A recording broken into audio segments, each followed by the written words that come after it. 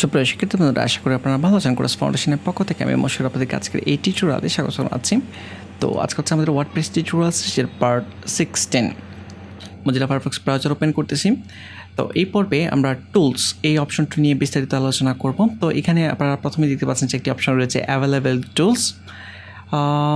If you want to convert your categories to tags or bypass use the categories and text converter, আপনি convert করতে পারেন ক্যাটাগরিকে। যদি আপনি ট্যাগে convert করতে পারেন, ট্যাগে কনভার্ট করতে চান, তাহলে আপনি এখানে ক্লিক করে আমি এখানে ক্লিক করতেছি। এই যে একটি প্লাগইন রয়েছে ক্যাটাগরিজ অ্যান্ড টেক্সট কনভার্টার, এখানে এটা ইনস্টল করতে হবে। ইনস্টল করে দেন আপনাকে কনভার্ট করতে হবে।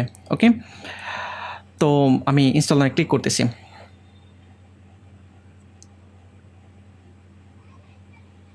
একটু সময় লাগবে এটা ইনস্টল হতে। ইনস্টল হয়ে গিয়েছে, দেন রান ইম্পোর্টার এখানে ক্লিক করব। রান ইম্পোর্টার ক্লিক করার পর সে চেক অল, দেন হচ্ছে কনভার্ট ক্যাটাগরি টু, এগুলো কিন্তু ক্যাটাগরি ছিল freelancing, uncategorised, web design, convert categories to text. ঠিক আছে, এই যে ক্রেডিট সাকসেসফুলি। এখন আমরা যদি ট্যাগে যাই, পোস্টে এখান থেকে tags, open link in new tab, then হচ্ছে এই যে আনক্যাটাগরাইজড, এগুলো কিন্তু ট্যাগ হিসেবে অ্যাড হয়ে গিয়েছে এখন। ঠিক আছে, ফ্রিল্যান্সিং, ডিজাইন দেখতে পাচ্ছেন এখানে। ওকে, তো আপনি ইচ্ছা করলে ক্যাটাগরিকে ট্যাগে কনভার্ট করতে পারবেন। তো এটাই আমরা প্রথম দেখেছিলাম অ্যাভেলেবেল টুলসে। তারপর এখন এখানে আরও দুইটি অপশন রয়েছে, ইম্পোর্ট আর হচ্ছে এক্সপোর্ট। ওকে, আমি ইম্পোর্টের ব্যাপারে পরে আসতেছি। প্রথমে এক্সপোর্টে ক্লিক করতেছি। এক্সপোর্টে ক্লিক করার পর এখানে দেখেন যে এই ওয়েবসাইটের যে কন্টেন্টগুলো রয়েছে, কন্টেন্ট বলতে আমি মিন করতেছি post, page, comment, custom field, terms, navigation, menu and হচ্ছে কাস্টম পোস্ট, কোনো থিম প্লাগইন না কিন্তু। তো এই কন্টেন্টগুলো আপনি ইচ্ছা করলে এখান থেকে এক্সপোর্ট করে অন্য আরেকটা ওয়ার্ডপ্রেস সাইটে ইম্পোর্ট করতে পারবেন। মানে হচ্ছে এখান থেকে আপনি কপি করে বা বের করে নিয়ে অন্য একটা সাইটে আপনি যুক্ত করতে পারবেন। ওকে, তো এক্সপোর্ট করার জন্য যেটা করতে হবে আপনাকে, এই যে ডাউনলোড এক্সপোর্ট ফাইল। যদি আপনি এমন হতে পারে যে আপনি অল কন্টেন্ট চাচ্ছেন, আপনি শুধুমাত্র পোস্ট এই ওয়েবসাইট থেকে কপি করে অন্য একটি ওয়েবসাইটে নিয়ে যেতে যাচ্ছেন। ঠিক আছে, এখানেও থাকবে, ওই জায়গায়ও থাকবে, আপনি ইচ্ছা করে সেটা করতে পারবেন। ঠিক আছে, এই যে পোস্ট সিলেক্ট করেন, দেন হচ্ছে এখানে ডাউনলোড এক্সপোর্ট ফাইল এখানে ক্লিক করতে হবে। তো আমি সব চাচ্ছি অল কন্টেন্ট, এখানে ক্লিক করেন, দেন হচ্ছে ডাউনলোড এক্সপোর্ট ফাইল, আপনাকে একটা ফাইল দিয়ে দিবে XML ফাইল। এই যে এটা আপনাকে সেভ করতে হবে। ওকে, সেভ করার পর এখন ভিন্ন একটি সাইটে, এখন ভিন্ন কোনো সাইট কিন্তু আমাদের এখানে ইনস্টল করা নেই। তো আমি আপনাদেরকে প্রসেসটা বলে দিচ্ছি যে আপনারা বাসায় কীভাবে এটা চেক করবেন। ওকে, ওপেন অ্যাপ্লিকেশন ফোল্ডার, এই যে জাম্প ফাইলস, এখানে কিন্তু আমাদের একটি সাইট রয়েছে মশিউর নামে। তো আপনারা যেটা করবেন, এখানে আরেকটি ফোল্ডার ক্রিয়েট করবেন। ঠিক আছে, আরেকটা ফোল্ডার ক্রিয়েট করে দেন এটার ভিতরে ওয়ার্ডপ্রেস ইনস্টল করবেন। ওয়ার্ডপ্রেস ইনস্টল করার পর দেন ডিরেক্টলি টুলসে আসবেন। টুলসে আসার পর এই ইম্পোর্ট এখানে ক্লিক করবেন। ইম্পোর্টে ক্লিক করবেন, দেন যে XML ফাইলটা আপনি এক্সপোর্ট করেছেন এটা আপনি ইম্পোর্টে অ্যাড করে দেবেন। কীভাবে, এই যে ইম্পোর্টে ক্লিক করতেছি আমি, দেন হচ্ছে ইনস্টল নাও, এই প্লাগইনটি আপনাকে ইনস্টল করতে হবে। ওয়ার্ডপ্রেস ইনস্টল নাও ক্লিক করবেন।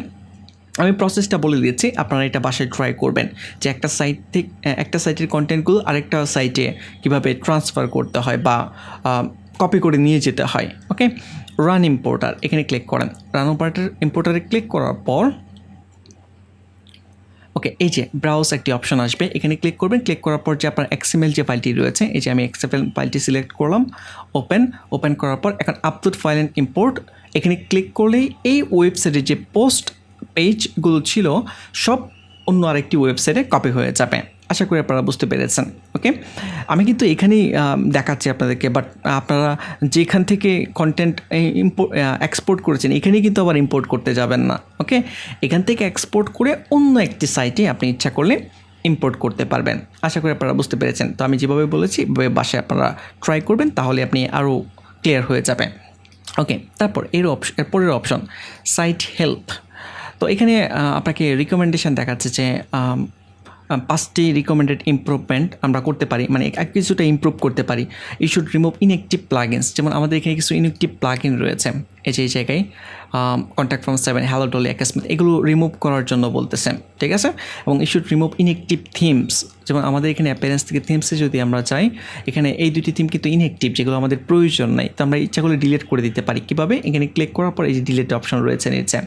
ওকে, তো তারপর your PHP version already updated, এখানে কোনো কিছুই করা লাগবে না। দেন হচ্ছে one or more recommended modules are missing performance.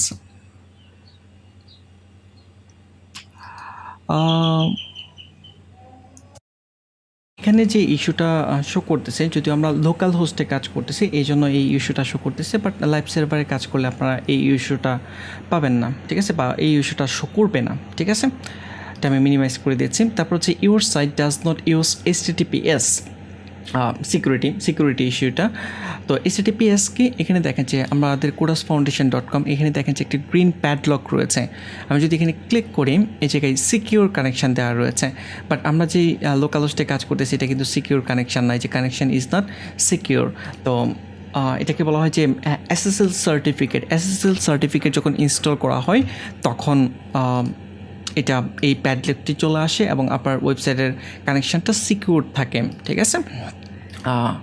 তো যদিও আমরা লোকাল হোস্টে কাজ করতেছি, বাট সিকিউর কীভাবে করতে হয়, HTTPS কীভাবে অ্যাড করতে হয় ওয়েবসাইটে, এই ব্যাপারগুলো নিয়েও আমরা আলোচনা করব, ঠিক আছে। ভবিষ্যতে এই ব্যাপারগুলো আসবে। তো যখন আপনারা লাইভ সার্ভারে কাজ করবেন তখন আর কোনো প্রবলেম হবে না, ঠিক আছে। আপনারা সব কিছুই ক্লিয়ারলি বুঝতে পারবেন, ওকে। আর এখানে সাইট হেলথ দেখাচ্ছে যে 68%। এখানে কিছু ইনফরমেশান দেওয়া রয়েছে, আমরা একটু চেক করি যে কী ইনফরমেশান রয়েছে। ওকে, জাস্ট আমাদের সাইটের স্ট্যাটিস্টিক্স আর কিছুই না। তো এখানে মোটামুটি ক্লিয়ার আমাদের। আর এক্সপোর্ট পার্সোনাল ডাটা বা ইরিস পার্সোনাল ডাটা, আপনি পার্সোনাল ডাটা এক্সপোর্ট করতে পারবেন, ডিলিট করতে পারবেন, ঠিক আছে। যদিও আমাদের কোনো অপশন এখানে নেই, কোনো কিছুই নেই, যদি থাকে আপনি এক্সপোর্ট করতে পারবেন। ওকে, তো আশা করি আপনারা এই অপশনটি ক্লিয়ার যে টুলস কীভাবে ব্যবহার করতে হবে, ওকে। দেন আমরা পরবর্তী টিউটোরিয়ালে সেটিং এই অপশনটি নিয়ে আলোচনা করব। তো আজকের টিউটোরিয়াল এই পর্যন্তই, সে পর্যন্ত ভালো থাকবেন, ধন্যবাদ।